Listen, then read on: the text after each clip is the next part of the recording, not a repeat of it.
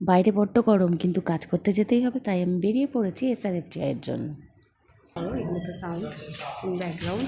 যাই হোক, আমি আজকে এসে গেছি এসআরএফটিআইতে, যেখানে এখন রয়েছে ক্লিকের ডিটেকটিভ চারুলতা প্রিমিয়ার।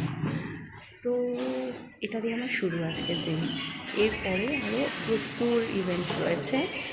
আচ্ছা, আরেকটা জিনিস হচ্ছে, আমি যে কুর্তিটা আজকে পরেছি, সেই কুর্তিটা আমাকে লাস্ট এক্সিবিশনে মনিকা গিফট করেছিল, ফ্রম মনিকা বুটিক। তো আজকে আমি এটা পরে এসেছি because today is a very special day. I'm going to meet someone who is beyond my dream. মানে আমি ভাবতে পারিনি ব্যাপারটা এরকম হবে, but manifestation works, and today I'm going to meet her or him.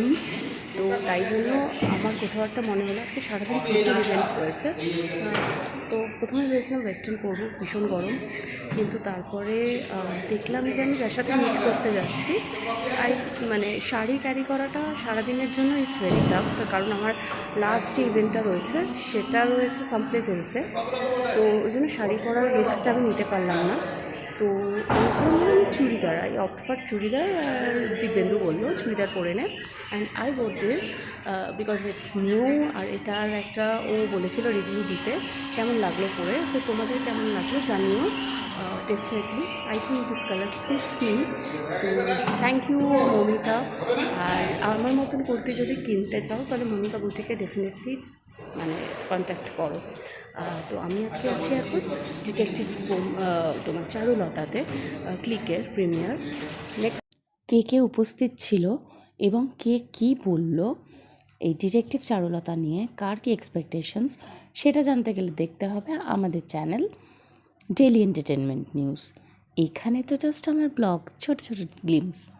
তো বাকিটা দেখতে চোখ রাখুন ডেইলি এন্টারটেনমেন্টে। অ্যাজ ইউজুয়াল আমাকে আগে পাঠিয়ে দিয়ে দিব্যেন্দু পরেই আসে। আজকে তমনাসের এখানে আসার কথা ছিল না, বাট স্টিল তমনাস আর দিব্যেন্দু একসাথে ঢুকছে দুজন। আর আমরা এক জায়গায় হলে খিল্লি ওড়াবো না, সেটা হয় না। এই যে সেলিব্রিটি ফটোগ্রাফার দুজন ঢুকছে, এটা কিন্তু আমি ব্লগে দেবো বলে দিলাম, আর কি মারছি না। এ খালি খুঁজে পায় কি জানি হট অ্যাক্ট্রেসের সাথে ছবি দেয়। সো ফাইনালি ডিটেকটিভ চারুলতার স্ক্রিনিং শুরু হলো, বাট আমাদের দেখার উপায় নেই, সেকেন্ড ইভেন্টে যেতে হবে, বেরিয়ে পড়লাম। বুঝলি কম দিন তো হলো না, কত অদ্ভুত কেস দেখলাম। এই কেসটা সবার মরা মানুষ 25 বছর পর দেশ খুন করছে।